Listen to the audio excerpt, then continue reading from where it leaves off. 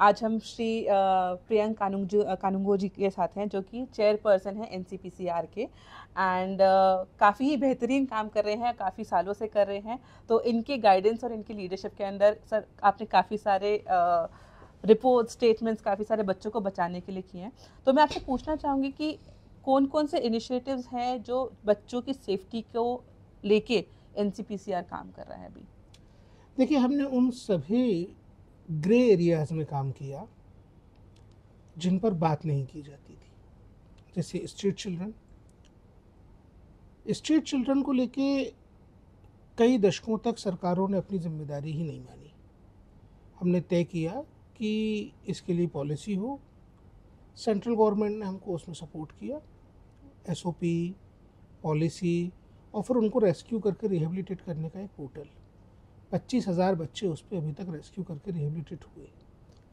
हमने मास कैंपेन्स चलाए child labour rescue के, ने हज़ारों बच्चों को रेस्क्यू किया, और हज़ारों बच्चों को रेस्क्यू के बाद उनका जो हक होता था, जो उनका कंपनसेशन होता था, बैक वेजेस होते थे, अभी तक हमारे पास जो शिकायतें आई हैं उसके अकॉर्डिंग 800 से ज़्यादा बच्चों को हमने पुराना, जो 2009 का, 10 का, 11, 12, 13, ऐसा जो पुराना पैसा बच्चों का अटका हुआ था, सरकारें रोक के बैठी थी, वो दिलवाया।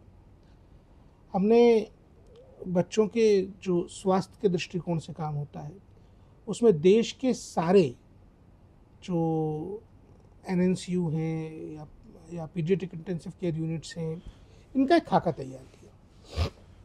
हमने देखा कि लंबे समय तक इनकी मॉनिटरिंग का मैकेनिज्म था ही नहीं। एक बार वेंटिलेटर आ गया, अब आने के बाद वो चालू हालत में है, बंद है, सर्विसिंग हो रही है, नहीं हो रही।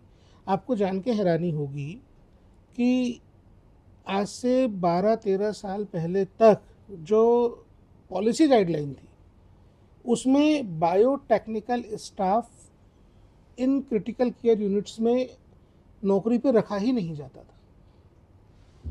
भारत में पहली बार ये बात शुरू हुई कि बच्चों को ट्रांसपोर्ट करने के लिए एम्बुलेंस अलग होती है, वो होना चाहिए। भारत में पहली बार देश भर के इन नीकू पीकू, जिनको हम सामान्य भाषा में कहते हैं, उनका एक डिजिटल मॉनिटरिंग कैंपेन शुरू हुआ। और मैं आज आपको बता सकता हूँ कि 650 से ज़्यादा ज़िलों में कहाँ कितने वेंटिलेटर्स हैं, कहाँ कितने बंद पड़े हैं, कहाँ कितने चालू हालत में हैं, कहाँ कौन सा इक्विपमेंट नहीं है, कहाँ ऑक्सीजन की अवेलेबिलिटी है, कहाँ नहीं है, हमारे पास टिप्स पे होता है। हमने जुवेनाइल जस्टिस, जो एक बड़ा क्षेत्र है, उसमें यह तय किया कि एक एक ऑर्फनेज भारत में इंस्पेक्ट किया जाएगा, उसका ऑडिट किया जाएगा। हमने आज़ाद और गुलाम भारत में, यानी कि जब से ऑर्फनेज बनने शुरू हुए हैं भारत में सन 1733 के आसपास, उसके बाद से लेकर के आज तक 2018, 19, 20 में पहली बार उनका ऑडिट किया। और इन ऑडिट की रिपोर्ट्स को हमने ऐसी नहीं कि ये रिपोर्ट बन गई और ख़त्म हो जाएगी, हमने सारी ऑडिट रिपोर्ट्स एक डेटाबेस में डाल दी। इस डेटाबेस पे हमने सारी अथॉरिटीज़ को एक्सेस दिया। उन अथॉरिटीज़ को जिनकी जिम्मेदारी इंस्पेक्शन करना होती है, उनके लिए हमने एक ऐप बनाया और ऐप को डेटाबेस से कनेक्ट कर दिया। Regular inspections in children homes के हों, ये इंश्योर करने के लिए ऐप काम करता है। रियल टाइम रिपोर्ट आती है, रियल टाइम रिपोर्ट सारी जो अथॉरिटीज़ हैं उनके पास जाती है। और मुझे आपको बताते हुए प्रसन्नता है कि 4,000 से ज़्यादा अथॉरिटीज़ जिनको ये काम करना है, वो ये काम कर रहे हैं। आज की तारीख तक हम पे 6,000 से ज़्यादा नई रिपोर्ट्स बन के पोर्टल पे अपलोड हो चुकी है। तो पॉक्सो एक बड़ा एरिया है जहाँ जो नेग्लेक्टेड था in terms of rehabilitation of children. देखिए, कानून जो बना उसमें आई मस्ट से कि छत्रपति शिवाजी महाराज ने आज से तकरीबन 300 साल पहले एक व्यवस्था बनाई थी कि अगर कोई बच्चे के साथ रेप करेगा तो उसको मृत्युदंड दिया जाएगा, लेकिन इसके लिए एक विधि बनाई थी, एक कानून की व्यवस्था की थी। उस कानून को दोहराने का काम अभी हुआ 2019-20 में, और जब इस तरीके का कानून बना तो इसका मतलब केवल सज़ा देना नहीं है। पॉक्सो का मतलब ये है कि बच्चे को न्याय मिले, और न्याय इन टर्म्स ऑफ रिहेबिलिटेशन। एक 8 साल 9 साल के बच्चे के साथ अगर रेप हुआ है, उसको न्याय तब मिलेगा जब समाज में उसको पूरी तरीके से स्वीकार कर लिया जाता है, पूरे सम्मान के साथ, कोई सोशल स्टिग्मा ना रहे। तो ये रिहेबिलिटेशन की पूरी प्रोसेस कानून में लिखी गई। इसको मॉनिटर करने के लिए हमने फिर एक पॉक्सो ट्रैकिंग पोर्टल बनाया है जिस पर अथॉरिटीज़ काम करती हैं। लंबे समय तक बच्चे चिल्ड्रन होम्स में पड़े रहते थे, कोई उनको जाके देखता नहीं था कि घर कैसे जाना है, कब जाना है।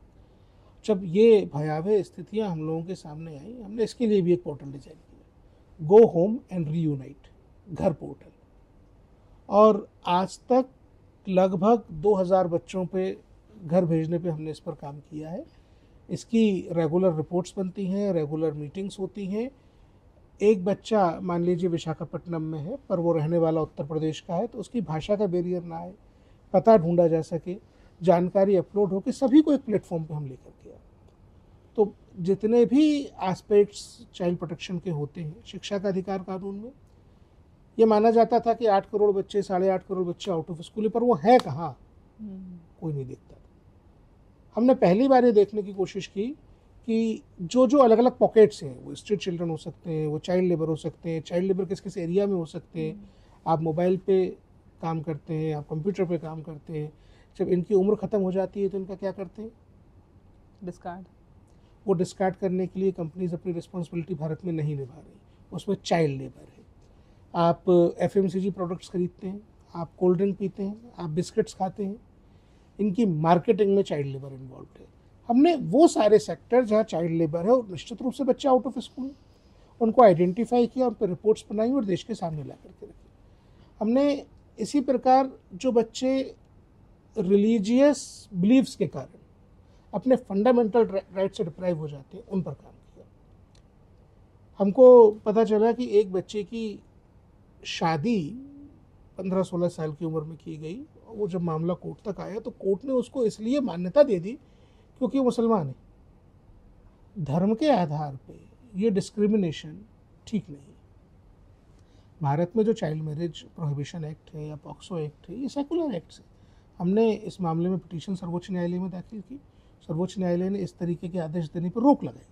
तो कुल मिलाकर के एक प्रोएक्टिव अप्रोच के साथ एक्टिविज्म के मोड में इस कमीशन में हमने काम करने की कोशिश की है, और उसका परिणाम है कि आज कमीशन जो है उतने ही रिसोर्सेज के साथ पहले से लगभग 25-30 गुना ज़्यादा शिकायतों पे काम कर रहा है। सर, ये तो आपने सारी कहानी मुझे एक आंसर में बता दी है, बट बहुत ही बेहतरीन काम है, क्योंकि वो जो नेग्लेक्टेड एरियाज़ हैं, मतलब जिनको हम इनविजिबल मानेंगे कि ये होते हैं पर हम उन पे काम नहीं कर पाते। तो मेरा खुद का एक डेजर्टेशन है जो मैंने स्ट्रीट चिल्ड्रन पे काम किया हुआ है तो उनके राइट्स के लिए मैंने अपने कॉलेज के टाइम पे डेजर्टेशन लिखा था। प्लस इसमें मैं ये जानना चाहती हूँ कि सर, जैसे ट्रैफिकिंग जैसा इशू है, ये बहुत बड़ा एरिया है, ग्रे एरिया है, इस पे आप कैसे काम करते हैं? और देखिए, ट्रैफिकिंग के लिए एक तो हमने डेडिकेटेड सेल कमीशन में बनाया है जो राउंड द क्लॉक काम कर रहा है। अगर कहीं से हमको किसी भी वक्त ये शिकायत मिलती है कि किसी बच्चे को ट्रैफिक किया गया है, तो हम तत्काल जिस भी अथॉरिटी के साथ कनेक्ट करना हो, चाहे वो ASTUs हो, चाहे वो CAPFs हो, चाहे वो स्टेट पुलिस हो, चाहे वो CBI हो, हम इमीडिएटली कनेक्ट करते हैं और बच्चों को रेस्क्यू कराना हमारी प्राथमिकता है। मैं ये मानता हूँ कि ये काम इम्प्लीमेंटेशन के लिहाज से बहुत छोटा एरिया कवर करता है, लेकिन हम लोग स्टेट गवर्नमेंट के अथॉरिटीज़ के साथ रेड्स कंडक्ट करने में भी उनकी मदद करते हैं। वो उनका काम है। ब्रॉथल्स पे जाना हो या ऐसे स्थानों पे जाना हो जहाँ पे बच्चों को कन्फाइंड करके रख गया हो। आजकल ऑर्केस्ट्रा इसका एक बड़ा एग्जाम्पल हो गए हैं। पूरा का पूरा जो बिहार का नेपाल सीमा का इलाका है, वहाँ पे ये रैम्पेंट हो चुका है और लड़कियाँ सब बंगाल से आती हैं। वेस्ट बंगाल एक ऐसे स्टेट के रूप में इमर्ज हुआ है जहाँ पे बच्चों की सुरक्षा को लेकर के लीस्ट प्रायोरिटी दी गई है। इसका परिणाम है कि हम किसी भी मेट्रो से जब मेट्रो टाउन से, मेट्रो शहर से जब हम लड़कियों को रेस्क्यू करते हैं जो चाइल्ड लेबर के लिए लाई जाती हैं, उनमें एक बड़ा नंबर वेस्ट बंगाल की लड़कियों का। ब्रॉथल से जब हम बच्चियों को रेस्क्यू करते हैं, एक बड़ा नंबर वेस्ट बंगाल की लड़कियों का होता है। तो कुल मिला के चाइल्ड प्रोटेक्शन मैकेनिज्म अगर प्रिवेंटिवली काम नहीं करेगा तो हम ट्रैफिकिंग को नहीं रोक पाएंगे। इसलिए हमने वल्नरेबिलिटी मैपिंग की टूल्स बनाए हैं, स्टेट्स के साथ शेयर किए हैं, उनको बार बार कहते हैं कि हर गांव में वल्नरेबल फैमिलीज़ की मैपिंग करिए। बच्चों को आप साइलोज में प्रोटेक्ट नहीं कर पाएंगे, आप फैमिलीज़ को स्ट्रेंथन करिए जिससे कि बच्चे प्रोटेक्ट हो पाए। तो पॉलिसी लेवल पे, माइंडसेट के लेवल पे, बिहेवियरल चेंज के लिए हम लोग लगातार काम करते हैं। तो सर, इन ये सब काम करने में क्या क्या चुनौतियाँ आपको मतलब एज ए टीम आती हैं, एज एन इंस्टीट्यूशन आती हैं? बिकॉज आई एम श्योर बहुत सारे लोग एक्टर्स इसमें इन्वॉल्व होते हैं, तो आप लोग को क्या चुनौतियाँ आती हैं कि कुछ काम हेल्प कराना है तो उसमें कोई चुनौती? देखिए, हमको सबसे बड़ी चुनौती उस स्टिग्मा से आती है जब बच्चों के प्रोटेक्शन के काम को कोई पॉलिटिकल चश्मे से देखता है या कोई रिलीजियस एंगल से देखता है। मसलन देश में 1 करोड़ 10 लाख बच्चे उन मदरसों में पढ़ रहे हैं जहां उनका राइट टू एजुकेशन उनको नहीं मिल रहा, वो फंडामेंटल एजुकेशन नहीं मिल रही। लेकिन जब हम इस पर बात करते हैं तो लोग झगड़ा करने आ जाते हैं। या वेस्ट बंगाल की घटना है, वेस्ट बंगाल में एक लड़की का मर्डर हुआ, हम उसको इंक्वायर करने जाते हैं तो वहाँ की पुलिस हम लोगों पर ही अटैक कर देती है। इस तरीके की घटनाएं मनोबल तोड़ने का काम करते हैं चाइल्ड राइट एक्टिविस्ट। लेकिन इस सब के बीच में, जैसे मैं आपको बेंगलोर का एक एग्जांपल देता हूँ, कर्नाटक में एक इलीगल ऑर्फनेज चल रहा था और उस इलीगल ऑर्फनेज में 200 बच्चे ला के रखे थे, यतीम खाने के नाम से चल रहा था। एक भी बच्चे को स्कूल नहीं भेजा जाता था, एक भी बच्चे को, सबको मदरसे में पढ़ाया जाता था और हमको नहीं पता बच्चे कहाँ से आए। हमने जब बोला कि इस पर कार्रवाई करिए तो उल्टा सिद्धारमैया जी की सरकार ने मेरे ऊपर एक FIR कर ली। तो ये सारे प्रयास किए जाते हैं ह्यूमन राइट एक्टिविस्ट की बात को दबाने की। अगर हम उनके साथ उनकी भाषा में बात करने लगे कि ठीक है आप इतने दिन से चुप बैठे, हम भी थोड़े दिन चुप बैठ जाएंगे, तो कुछ नहीं होगा। अगर हम एक्टिविज्म करेंगे तो हमारी बात को दबाने की कोशिश की जाएगी। लेकिन जब हम किसी बच्चे को रेस्क्यू करते हैं तो उसके चेहरे पे उस वक्त जो भाव होते हैं उनको देख के यकीन मानिए कि वो एंथुसियाज्म मिलता है कि ऐसी 10-20 FIR और भी हो जाएं तो हम काम करते रहेंगे। सर, अभी एक हाल ही में एक नई फिल्म भी आई है, भक्षक, आपने भूमि पेडनेकर की सुनी है या देखी? उसमें जैसे वो पूरा रेस्क्यू करने का जो पूरा अपना तोड़ लगाती है, उधर भी बच्चों को बचा, उसका मकसद वही होता है कि बच्चों को बचाना। तो काफ़ी चुनौतियों का सामना करते हुए भी, मतलब है खैर मीडिया के रोल में, बट काफ़ी लोगों को दिल दहलाने वाली फिल्म है। सर, आपने चाइल्ड बिहेवियर और ये बिहेवियर कम्युनिटी में लोगों के माइंडसेट को लेके आपने बोला था, तो आपको क्या लगता है कि एजुकेशन का क्या रोल इसमें हो सकता है कि, और NCPCR का इसमें क्या अप्रोच है कि हम इसको किस तरीके से बचा सकते हैं, किस तरीके से हम लोग और लोगों में जागरूकता ला सकते हैं? बिकॉज कहीं ना कहीं वो भी एक लैग है। देखिए, बाबा साहब अम्बेडकर कहते थे कि तुम अपना सिर किताबों में घुसा दो तो पूरी दुनिया तुम्हारे सामने सिर झुकाएगी। तो शिक्षा का तो कोई बराबरी नहीं है। शिक्षा ही केवल एक ऐसा माध्यम है जिसके द्वारा हम समाज को इस तरीके से बना सकते हैं कि सबके अधिकार सुरक्षित रहें, बच्चों के, महिलाओं के, ट्रांसजेंडर्स के, जो भी वल्नरेबल कम्युनिटीज़ हैं, उन सबके राइट्स के प्रोटेक्शन के लिए शिक्षा के माध्यम से जागरूकता ही केवल एकमात्र साधन है। हम लोग NCERT के साथ काम करते हैं, लोग मिनिस्ट्री ऑफ एजुकेशन के साथ काम करते हैं, हम बार बार उनको ताकीद करते हैं, हम उनको भी बार बार सिखाते हैं, अपना मॉनिटर का रोल हम उन पर भी पूरा इम्प्लीमेंट करते हैं कि भाई आपकी जो किताबें हैं उनमें आपको बच्चों के अधिकारों की बात लिखनी होंगी। अभी हाल ही में हमने नेशनल फॉरेंसिक साइंस यूनिवर्सिटी के साथ मिलकर के एक कोर्स बनाया है, और वो कोर्स जो है वो 6 महीने का एक सर्टिफिकेट कोर्स है, और कोई भी उस कोर्स को कर सकता है। जो बेसिक्स हैं चाइल्ड राइट्स के भारत के परिप्रेक्ष्य में, उनको समझ सके। हमारे सामने सबसे बड़ी चुनौतियों में से एक ये भी थी कि चाइल्ड राइट्स की जितनी भी बातें थी, जितने भी एस्पेक्ट्स थे, जितने मॉड्यूल्स थे, वो सब फॉरेन पर्सपेक्टिव्स में थे। इंडियन कॉन्टेक्स्ट में उनका कॉन्सेप्चुअलाइजेशन ही नहीं हुआ था। तो वो करके उनको डॉक्यूमेंट करके, फिर उनके मॉड्यूल्स कन्वर्ट करके, अब उनको कोर्स की शक्ल दे के हमने नेशनल फॉरेंसिक साइंस यूनिवर्सिटी के साथ एक काम शुरू किया। सर ये तो बहुत बेहतरीन है, बिकॉज करिकुलम या सर्टिफिकेट कोर्सेज होने से जो है खुद से भी लोग एनरोल कर सकते हैं, but when people know about such programmes they will opt for it. And of course बहुत सारी संस्थाएं हैं जो कि बच्चों के ऊपर काम करती हैं, they will also promote about it कि ऐसा एक सर्टिफिकेट कोर्स है, that will also give them a kind of a recognition कि they are talking about child rights. And जहाँ तक आपने बोला कि करिकुलम में साथ में मिलकर चलना पड़ेगा, क्योंकि CBSE NCERT are the 2 bodies जो कि इसको इनैक्ट करती हैं। आपने सर यहाँ पे जब हम बच्चों की बात कर रहे हैं, टेक्नोलॉजी एक बहुत बड़ा मीडियम है आज की डेट में। जब हम बात करते हैं बहुत सारे वहाँ पे भी चाइल्ड राइट्स को लेके मुद्दे उठ रहे हैं। ऑनलाइन चाइल्ड ट्रैफिकिंग हो रही है, ऑनलाइन चाइल्ड अब्यूज़ हो रहा है, बिहेवियरल पैटर्न्स बहुत सारे चेंज हो रहे हैं। इसके ऊपर आपका क्या कहना है? आई मस्ट से कि बहुत सारे प्लेटफॉर्म्स ऐसे हैं जिन पर बच्चे सुरक्षित नहीं।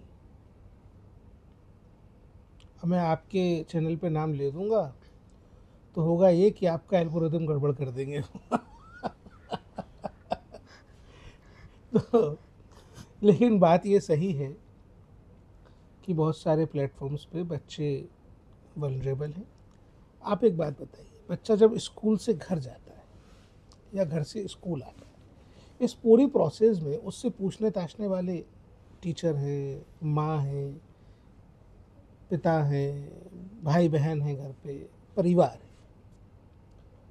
जब बच्चे घर से खेलने के लिए जाते हैं तो पेरेंट्स पूछते हैं कि किसके साथ जा रहे हो, कहाँ खेल रहे हो, किसके साथ खेल रहे हो, कोचिंग कौन गया साथ में, टिफ़िन किसके साथ शेयर किया। ये बातें आज भी हिंदुस्तान के परिवारों में होती हैं।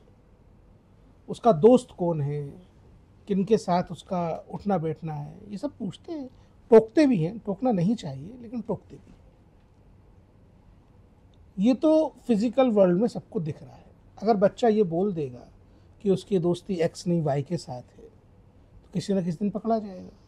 सोशल मीडिया में आपको पता ही नहीं है कि बच्चे की दोस्ती किसके साथ है। वो प्रोस्पेक्टिव रेपिस्ट है, वो प्रोस्पेक्टिव ट्रैफिकर है, वो प्रोस्पेक्टिव एब्डक्टर है, वो प्रोस्पेक्टिव किडनैपर है, वो प्रोस्पेक्टिव मर्डरर है। You never know. और हम बच्चों से पूछ ही नहीं रहे। प्लेटफॉर्म्स ने बच्चों को बहुत ही खतरनाक परिस्थिति में डाला हुआ है। देश को जागना होगा, नहीं जागेंगे तो बहुत नुकसान होगा। ये मेरी चेतावनी है। बिल्कुल सर, ये तो आपने एकदम ही ऐसे पॉइंट पे इस बात को ख़त्म किया है, क्योंकि चेतावनी के जहाँ पे हम बात करते हैं, हम लोग भी संस्था अपनी चला रहे हैं और बच्चों के साथ बहुत सारा काम करते हैं, पेरेंट्स एजुकेटर्स के साथ काम करते हैं। बार बार जहाँ पे भी हम जाते हैं वहाँ पे यही लगता है कि यहाँ तक तो कोई पहुँचा ही नहीं है अभी तक बात करने के लिए। तो मेट्रोपॉलिटन सिटीज़ में तो चलो फिर भी people have that level of awareness, TV से, रेडियो से, न्यूज़पेपर पढ़ के, बातचीत करके। बट बहुत सारी ऐसी जगह हैं आज भी इंडिया में जहाँ पे उनको पता ही नहीं है कि मतलब ऐसा भी कुछ हो सकता है। कहाँ से बैठ के क्या हो रहा है आपके बच्चे के साथ, you don't know, because they don't know where to go. अगर कुछ हो भी जाता है they don't know what to do.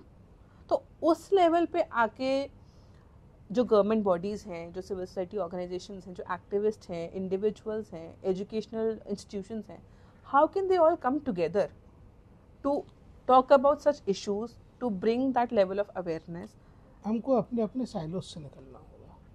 हुआ ये है कि हम जब से सोशल मीडिया पे गए, हम सोशल ही नहीं बचे। फैक्ट है।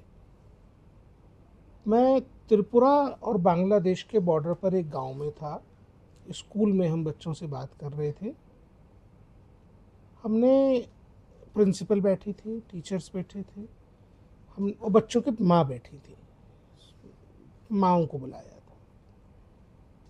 हमने बच्चों से पूछा कौन कौन इंस्टाग्राम पे है। किसी भी बच्चे ने अपना हाथ खड़ा नहीं किया। फिर हमने प्रिंसिपल से रिक्वेस्ट किया कि आप बाहर जाइए, तो बाहर चले गए। हमने फिर पूछा, 80% लड़कियों ने हाथ खड़ा, गर्ल्स स्कूल था, 80% लड़कियों ने हाथ खड़ा किया। फिर हमने उनकी माँओं से पूछा, लगभग उतनी ही माँ भी इंस्टाग्राम पे मौजूद थी। फिर हमने उनसे एक बात पूछी, आप में से सोशल मीडिया पे एक दूसरे के साथ दोस्त कौन है? तब पॉजिटिव आंसर करने वाले आधे रह गए। माँ पिता अपने बच्चों को नहीं बताना चाहते कि सोशल मीडिया पे वो क्या कर रहे हैं। जब आप बताओगे नहीं तो आप पूछने का हक खो देते हो। ट्रांसपेरेंसी कांच की तरह है। कांच में से जितना आप सामने वाले को देखना चाहते हो उतना आपको भी दिखना पड़ेगा। आप ऐसा नहीं कर सकते कि आप काले कांच वाली गाड़ी में बैठ के बोलो, काले कांच वाली गाड़ी बंद हो गई है, कि हमको तुम्हारा सब कुछ देखना है, तुम क्या करते हो, हम अपनी एक्टिविटीज़ नहीं बताएंगे। तो ये साइलोस ख़त्म करने पड़ेंगे। हम सबको एक प्लेटफॉर्म पे आना पड़ेगा। स्कूल में, घरों में बच्चों से बात करिए। बच्चों से बात करना छोड़ दिया है लोगों ने, ये सबसे बड़ी प्रॉब्लम। सर वही सबसे बड़ा गैप है। और अगर मैं आपसे पूछूं कि एनसीपीसीआर की क्या स्ट्रैटेजीज रहती हैं इस लेवल को अवेयरनेस में बढ़ाने में, तो उसमें आपका क्या कहना है?